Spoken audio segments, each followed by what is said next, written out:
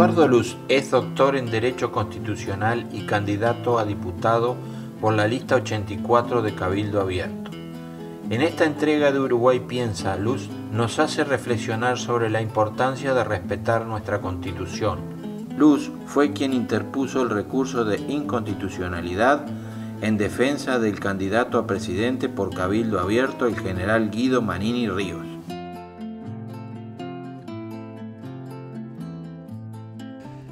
Agradecer a la organización de estos ciclos la invitación que me realizaron, y yo voy a hablar de un tema en el cual me he dedicado estos últimos tiempos, que es la vigencia de la Constitución uruguaya y la importancia de la Constitución. Como ustedes saben, nosotros tenemos la Constitución vigente, que es la del año 1967. Antes tuvimos 4 constituciones más. Y la Constitución viene a ser un documento, no es el momento de definir lo que es una Constitución, pero básicamente en la Constitución se establece los fines que el Estado persigue. Es decir, que de acuerdo al perfil de cada Estado, nosotros vamos a encontrar en distintas constituciones distintos fines. Los fines, si tuviéramos que hacer una definición, es lo que el Estado cree que debe realizar para el bienestar de sus habitantes. Y eso es importante que esté en una Constitución, porque la Constitución pone los límites a esa reglamentación jurídica. Es decir, que los fines no se pueden lograr de cualquier manera, sino que hay reglas jurídicas que marcan el camino de los fines a obtener. Con respecto a los fines de un Estado, todas las personas pueden estar de acuerdo o en desacuerdo.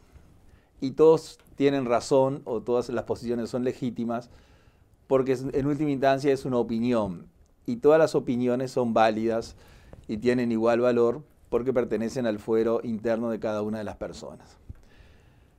En estos tiempos, a mí me parece que nosotros, bombardeados por la tecnología, bienvenida esa tecnología, claro, por el avance de los medios de comunicación, nosotros estamos en una época que un filósofo italiano definía como que hemos sufrido un pasaje del Homo sapiens al Homo imagen.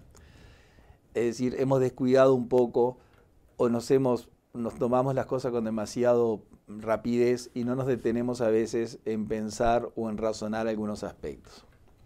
Eso es lo que yo pretendo compartir en estos pocos minutos de lo que ha pasado con nuestra Constitución. Es decir, la Constitución ha sido parcialmente dejada de lado por todos los partidos democráticos que hemos tenido desde el año 84, 85 en adelante, y eso para mí es muy grave, porque el desvío de la norma constitucional implica que los fines del Estado que surgen de la Constitución no tienen un marco regulatorio adecuado, o que fue el que la persona quiso para llevarlos adelante.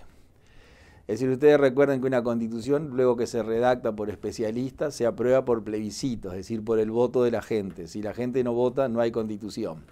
Y como decía Jiménez de Arecha, la gente vota un texto. Por lo tanto, si la gente vota a favor o en contra de algo, es porque está a favor o en contra de un texto. Eso significa que luego las personas que ejercen el gobierno, nuestros representantes, no pueden apartarse en lo posible de ese texto. Siempre va a haber apartamientos, pero en lo posible no hay que apartarse del texto, porque es traicionar la voluntad de quien colocó la papeleta por sí aprobando esa reforma. ¿Por qué digo esto? Por lo siguiente. Por ejemplo, la Constitución establece en uno de sus artículos que el Estado, mediante las leyes, combatirá los vicios sociales. Eso es un fin del Estado. Ahora, durante muchos años, para poner un ejemplo, el Estado creyó que la droga era un vicio social y que para combatirlo había que perseguir a quien traficaba drogas y a quien consumía drogas. ¿Eso está bien o está mal? Bueno, eso depende de lo que opine cada uno. Cualquiera de las dos opiniones serán razonables, porque en última instancia es una opinión. Con el pasaje de los años, el gobierno perteneciente a ese mismo Estado también cree que la droga es un vicio social, en eso no ha habido cambios, pero cree que la forma de combatirlo es distinta y hay que perseguir a quien la trafica y no tanto a quien la consume. ¿Eso está bien o está mal? Bueno, para algunos estará bien y para otros estará mal. porque estamos en el ámbito de las opiniones, pero el marco constitucional lo permite. Entonces quiere decir que cualquiera de los dos caminos indicados, la Constitución permite recorrerlo. Esto lo pongo como un ejemplo para que vean por qué, a dónde quiero llegar cuando digo que nos hemos apartado de elementos básicos de la Constitución. Yendo al punto que yo quiero compartir con ustedes, es lo siguiente. Nuestra Constitución del año 67 estableció un sistema de gobierno que no se puede definir según la doctrina, ha hecho distintas clasificaciones, porque es un sistema híbrido. Es una combinación del presidencialismo con el parlamentarismo, que no me voy a detener en eso por una cuestión de tiempo. Pero tiene instituto de las dos formas de gobierno, que son las dos formas de gobierno más difundidas en el planeta. Ahora, claramente, el constituyente del 67, a la presidencia de la República, que es un órgano de gobierno, le dio muy pocas competencias. Es decir, prácticamente no le dio competencias a la presidencia de la República, que está integrado por una sola persona, el presidente de la República. Es decir, que la única persona física que ocupa la presidencia es el presidente. Le dio algunas competencias administrativas, la representación del Estado en el exterior, y en el interior claramente, y algunas potestades para nombrar determinados funcionarios como son ministros o subsecretarios.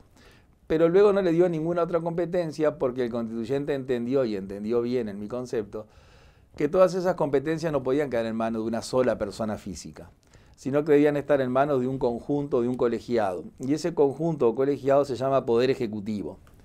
Y le dio una enorme cantidad de competencias de gobierno al Poder Ejecutivo. Eso desde el punto de vista constitucional es muy positivo, porque al Poder Ejecutivo la misma Constitución le estableció una cantidad importante de controles. Entonces, como un sinónimo de la palabra democracia es el control, cuando el Poder Ejecutivo actúa hay varias herramientas en las cuales la oposición o los mismos partidos oficialistas o la gente con las herramientas que la Constitución le da puede controlar el accionar del gobierno.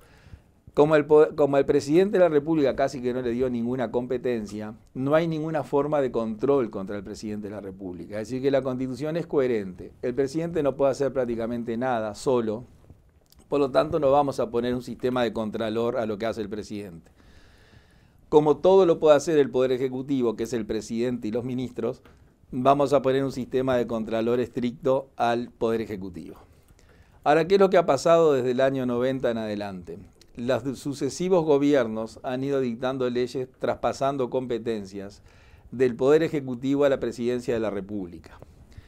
Y hoy tenemos una Presidencia de la República superpoblada de secretarías, todas ellas inconstitucionales.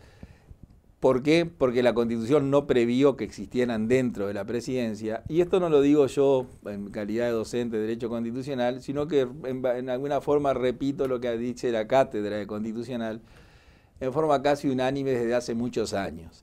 Incluso la cátedra sostiene que la Presidencia de la República es un órgano de gobierno de competencia cerrada.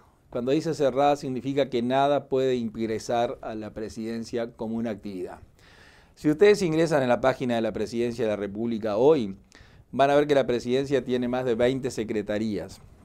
Es decir, las 20 secretarías que no deberían estar ahí sino en el Poder Ejecutivo. Entonces hoy la presidencia cobra las patentes mediante el SUSIBE, controla el aire, el medio ambiente y la energía, tiene la oficina de la URSEC y la URSEA, oficinas de derechos humanos, oficinas de deporte, secretarías de deporte, secretarías de lucha contra el terrorismo, secretaría de compras estatales, secretarías de derechos humanos para el pasado reciente y secretaría de derechos humanos para el pasado pasado.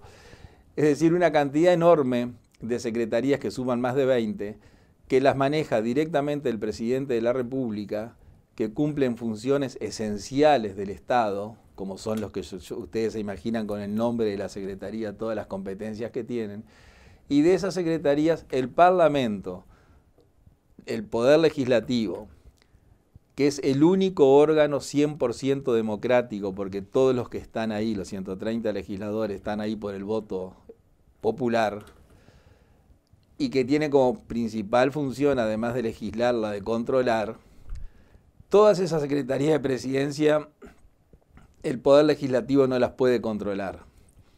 ¿Por qué no las puede controlar? Porque están en un órgano de gobierno, la Presidencia de la República, que la Constitución no estableció que se controlara. Entonces se da algo curioso. Nosotros, cumpliendo la Constitución de la República, no podemos controlar la presidencia. Y nuestro sistema político hasta hoy ha incorporado en la Presidencia de la República una enorme cantidad de competencias en forma inconstitucional. Entonces yo diría que se han valido de una herramienta constitucional para incorporar de manera inconstitucional funciones que luego escapan al control. Por lo tanto, todo lo que ahí se resuelve es ajeno al Poder Legislativo. ¿Qué es lo que sería, qué sería lo ideal? Si esas nuevas secretarías o esas nuevas competencias del gobierno, que los gobiernos creen que son necesarias para cumplir sus fines, porque de pronto cuando en el año 67 no era tan importante la lucha contra el terrorismo como lo es hoy, o las compras estatales, o el sistema de patentes, etcétera, o sea que son nuevas necesidades que le ha aparecido al gobierno y a los estados, lo ideal es que todas esas secretarías sean traspasadas mediante un sistema legislativo, es decir, con el dictado de leyes que en realidad serían muy sencillas, al ámbito del Poder Ejecutivo, respetando la naturaleza de cada una. Por ejemplo, las secretarías de Derechos Humanos deberían estar en el Ministerio de Educación y Cultura. Toda la Secretaría de Energía debería estar en el Ministerio de Industria y Energía, que ya existe. Todo el tema del agua potable o el agua no potable, el agua de los ríos y arroyos, debería estar parte dentro del Ministerio de Medio Ambiente y parte dentro de la OCE. Es decir, sacar todas esas tareas que de manera inconstitucional hoy realizan los gobiernos y darle un marco constitucional. Entonces nosotros ahí tenemos la garantía que la Constitución se cumple y hay control.